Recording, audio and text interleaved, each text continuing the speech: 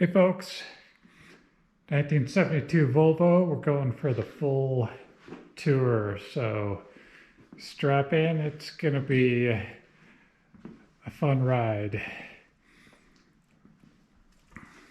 72 Volvo 142E. Originally had a overdrive, B20 fuel injection. That's long gone. Thing was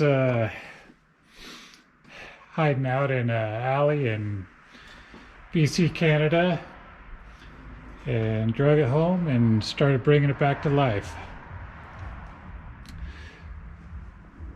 So we've got an Odyssey battery in the rear, Odyssey battery mount. Got a little rubberized T-handle here so you can disconnect the battery if you want, but cars, it'll sit for months without the battery disconnected and start right up. There's no electrical draws, so that's nice. This unit here is the vacuum pump for the brakes. I wasn't entirely sure that the ITBs would throw off enough vacuum to run the booster, so I just put that in, get a nice even consistent amount of vacuum regardless of RPMs or left foot braking, so it's a good little unit. Got a Holley drop-in fuel pump down lurking in there. AN lines, custom spare tire mount, 3-point strap, 16-inch wheel, run on the Michelin snow tires. Tried out some gravel rally tires. They worked great, but they're really heavy. They ride kind of rough, make the car just generally handle heavy. So the Michelin snows, they work a lot better on the dirt, and cost less, easier to get, a lot less weight. So all in all, better tire setup. That's about all there is to the trunk area there. So I'm running some 16-inch OZ wheels. They were NOS, JDM, Mitsubishi Lancer wheels. They're 5/114, which if you're wanting to run a lightweight 16-inch or 15-inch wheel, 5/114 is going to give you the most options. So I had these custom adapters made. Convert the 5/108 Volvo to the 5/114. Really common bolt pattern, especially for the smaller light wheels. The wheel studs are ARP. Spacers are custom to my spec, and they're 70/75 aluminum, a lot stronger than 60/61. And with the ARP studs, and then 70/75 nuts on there, and those are a flange style lug nut, not the acorn style, which is required for the OZ wheels. Kind of an unusual style, so that's why I had to run those fancy lug nuts. Going inside here, we've got a Ride Tech made by Fox, adjustable dampers, work really well. These have the heavy duty valving. Stock valving didn't work in my testing, it's too soft. So this sits right in the middle of the adjustment range right now. So you got a lot of good adjustability for different uses. Went through a bunch of spring rate testing. Can't remember the number I've got on there, but those are iBox, and they have an adjustable height spring perch. See that there? Everything in the suspension has been replaced, rebuilt, gone through, refurbished. It's got 538 rear gears and a wave track torque biasing differential. Scoot underneath here. You can see Got a heim joint, adjustable heim joint on this end of the panhard bar. I built these custom, the panhard and the upper links. They're a hybrid mount. So what I like to do is run OEM vulcanized rubber mount on one end for vibration isolation. And then you get the adjustable rod end on the other, so you can adjust that and you get a little bit more accuracy out of the suspension, you know, without losing all of the compliance. Same thing on these upper radius arms, OEM new vulcanized rubber mounts on the one end, adjustable rod ends on the other. Custom built this rear sway bar.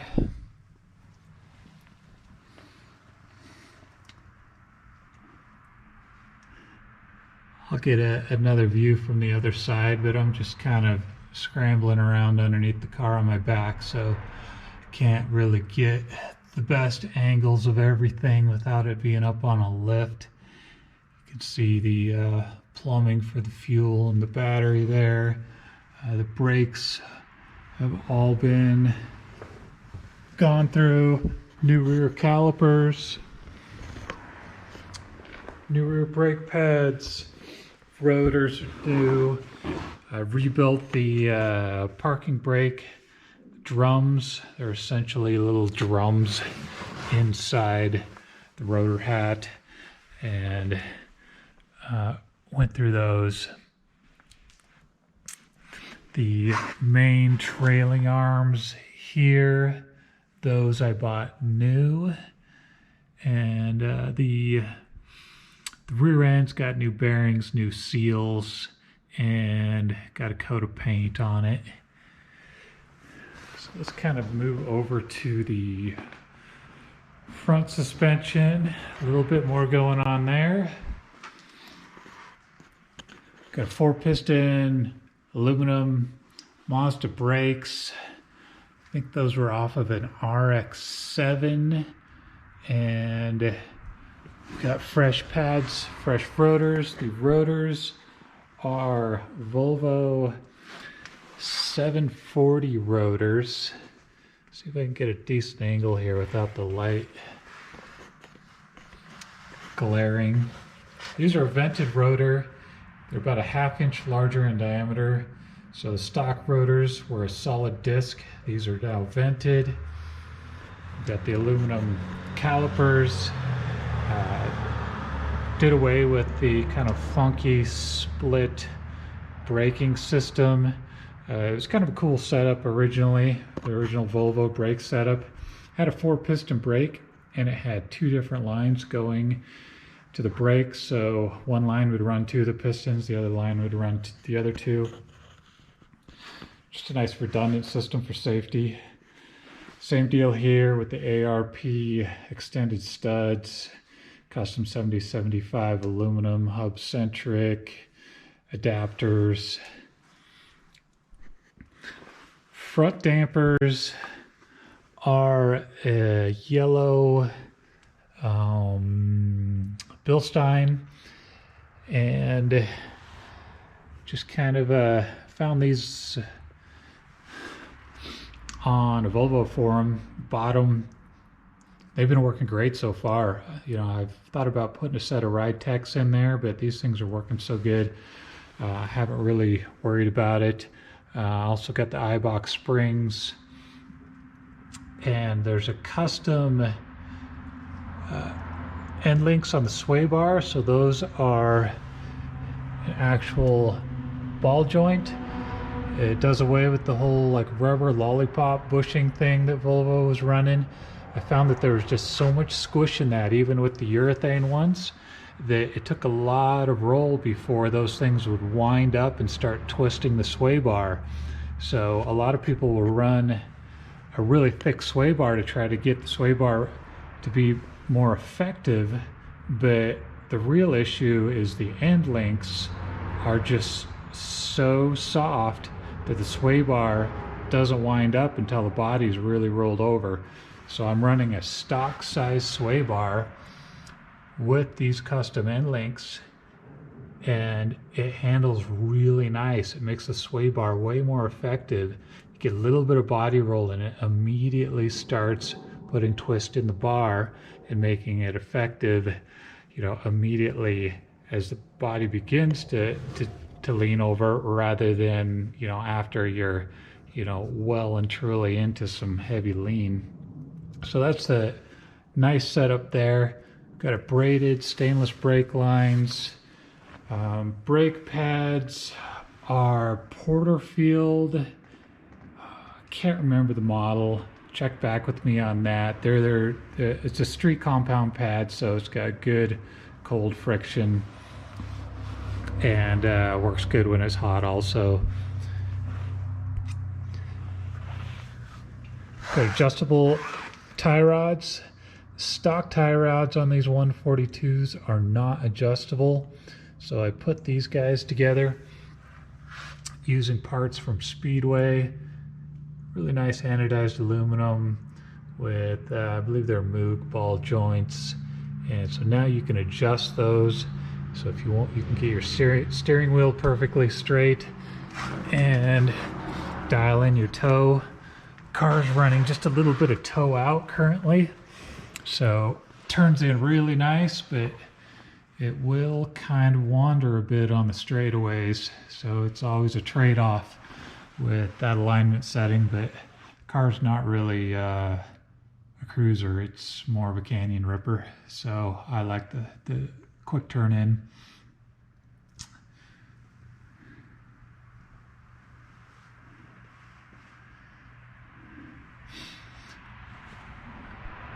That's one other thing to note would be I did put urethane sway bar bushings on this thing. I don't typically like urethane bushings unless it's just like a subframe mount. Rubber ones are ideal if you can get a good rubber compound, but sometimes urethane is really your best option. So that's what I've run in there. New brackets, new hardware. The A-arms are sandblasted and have been powder coated, been modified for the end links, all new bushings. The bolts on the inner pivots are new, washers, ball joints outer are new, bearings on the hub are new, seals are new. The brakes, of course, have custom made mounts, and the upper A-arms, go back over here. Upper A-arms, I purchased those new VP Auto parts. Got a little dirt on them. Car has been used. Pretty much just a lot of testing.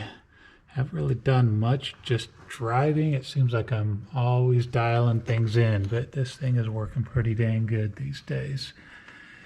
So you can see the clutch cable in there, new clutch cable, obviously new clutch, flywheel. I put in like 3 different clutches on this thing so I get the right clutch feel. Go up here to the engine bay. Got some of the original relays.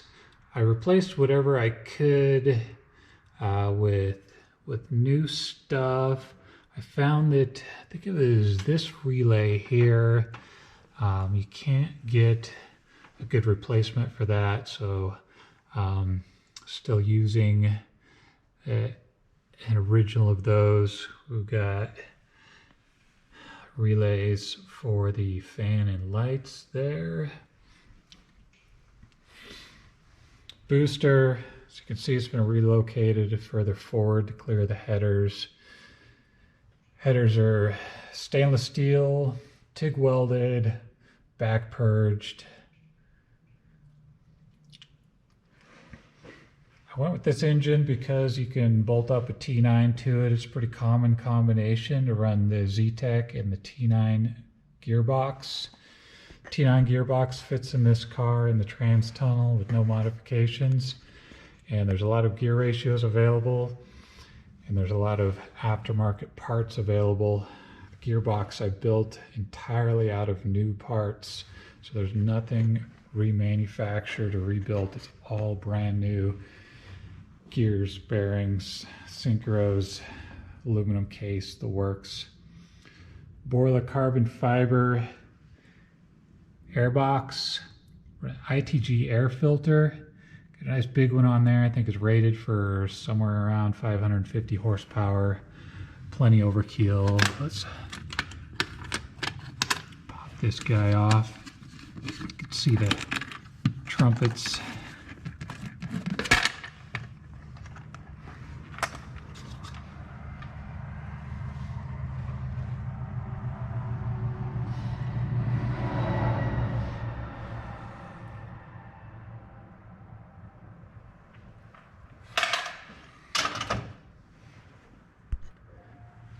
Aluminum fuel rail, all new stuff, engine built by Donald Racing of UK, starting with new engine, new parts, 225 horsepower. Got a complete spec sheet on this. I can show you the paperwork that it comes with.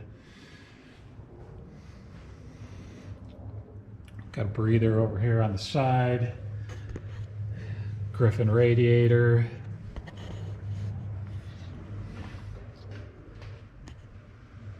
This engine's pretty cool because it kind of reminds me of like an old, side draft carbureted race engine from the 70s, like a Lotus engine, Cosworth, etc.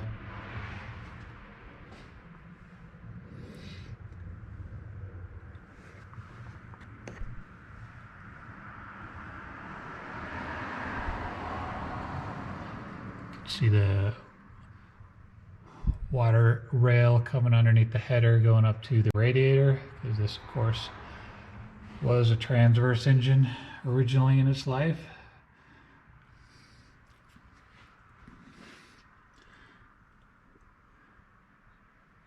Adjustable proportioning valve for the brakes.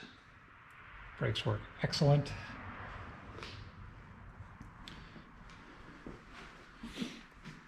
So as the older style grill, not sure exactly the year these came on, around 67. I like them a lot better than the 72 grill, but if you're a purist, you might like the, that was kind of the origination of the diagonal slash Volvo style grill. Got Baja designs, driving lights, very bright. The smaller ones are diode dynamics. These are a DOT driving light. It's got the driving style reflector on here, not the spot style. So you can run these things on the street. So the way I usually run this thing is without these orange dust covers. I just have those on there now because they look good in the photos. And then I leave these covers on the Baja design so I don't melt people's retinas on the street. Then you can kick them on, just run these driving lights and not have the flamethrowers going. And then when I'm on the back roads, you can just pop these caps off and you're good to go. I've also got some different covers for the diode dynamics. Got a bunch of spare parts here.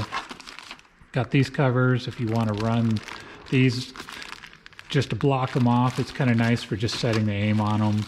And then these clear covers is what I normally run on those things. I'm actually using the car and not just trying to get beauty photos. Got the old ITG air filter before I put the air box on. I think the air box works better just for getting cooler air temps in there, and it kind of smooths out the sound. It's a little bit more angry with this one on. Bunch of spare parts that'll come with the car, electrical parts, filters, gaskets, some original interior parts, lights, miscellaneous relays, clips, things like that. Just kind of handy to have on an older car. Parts availability is pretty good on this thing. You get a lot of stuff from VP, but occasionally you run into something that's just not available anymore. So you got to do a little bit of hunting around to find stuff like that. All right, I'm going to try to scoot underneath the car here so you can get a little bit of better view of what's going on. Full TIG welded stainless 2.5-inch exhaust, all back purged. It's got 3 mufflers, or I guess you could say maybe 2 resonators, 1 muffler. It's a Borla muffler. I designed the hangers on this thing to be pretty heavy duty. I didn't want the thing to be able to bounce around on the dirt roads, so I wanted to make sure that not only was it strong, but a lot of hangers really only work in one direction. You know, they keep the exhaust from, you know, sagging down, keep it off the ground. But if you hit a bump, the exhaust is free to bounce upward towards the body, and I didn't want to have any of that. You see the fresh rubber suspension mounts in there, new hardware, a little bit of a different view of the rear suspension. Sway bar I made out of anti-rock sway bar components, pretty popular with the Jeep guys. It's new drive shaft, so it's all 1310 U-joints, which is total overkill for the amount of power this thing makes. Center support bearing is a standard GM unit with custom fabricated TIG welded mount. So if you ever need a center support bearing, just about any drive shaft shop will have that piece in stock or readily available. Move back here, see the rear output on the transmission, cable for the speedo,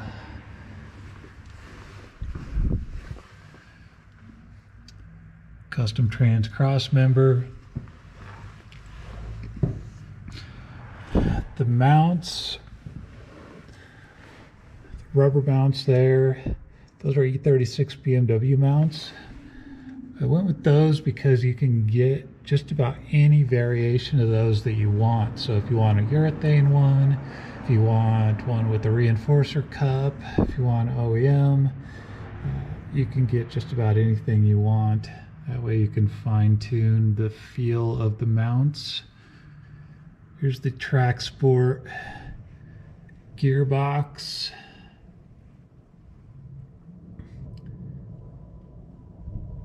Close ratio gear set.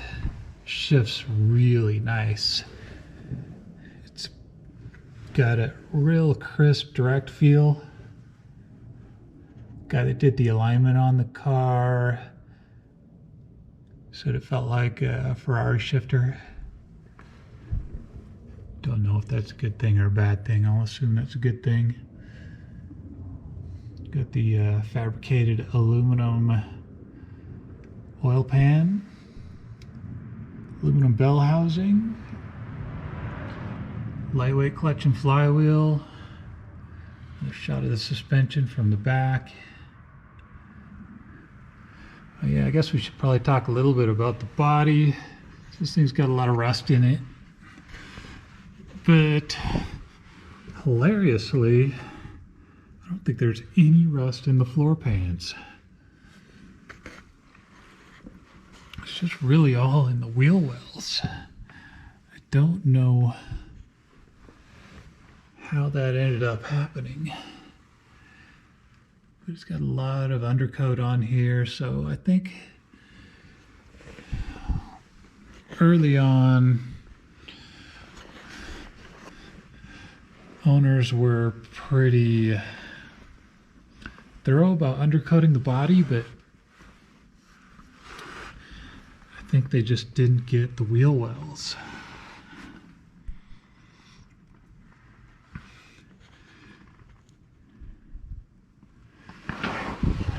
I'm gonna start scooting out. Don't mind my grunting. So here's the rocker rust. I've been told that the rockers were galvanized, but the quarters were not. And this is galvanic corrosion that you'll get on pretty much every single one of these things, unless it was stored in a nitrogen-filled bubble.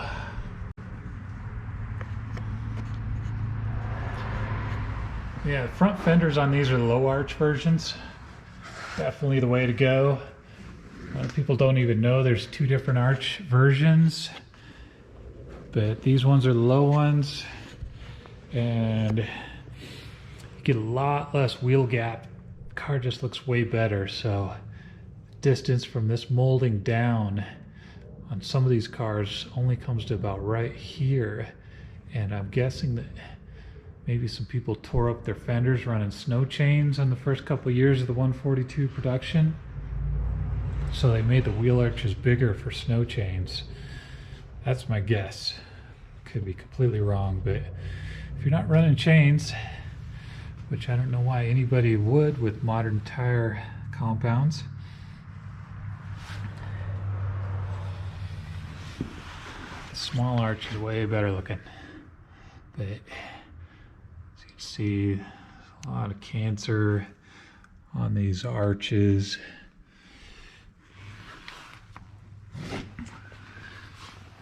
Body, for the most part, is pretty dang straight.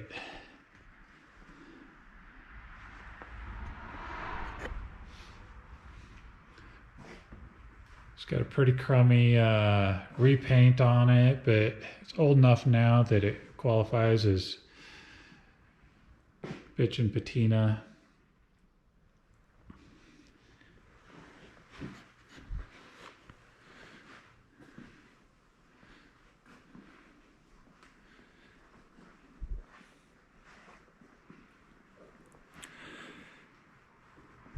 Well, if you've hung in this long, I'm impressed. Your love for Volvos is definitely ranks 5 stars. This rack came with the car. Never seen another one quite like it. Don't know the model. It was maybe a Volvo accessory, but pretty cool. Fits perfect.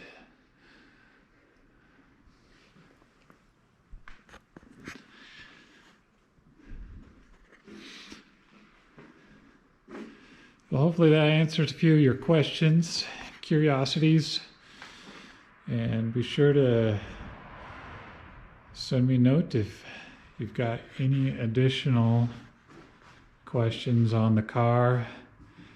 Basically know every square millimeter of this thing, so if you've got a question, I probably have an answer. All right, I guess that'll do it. Thanks for watching.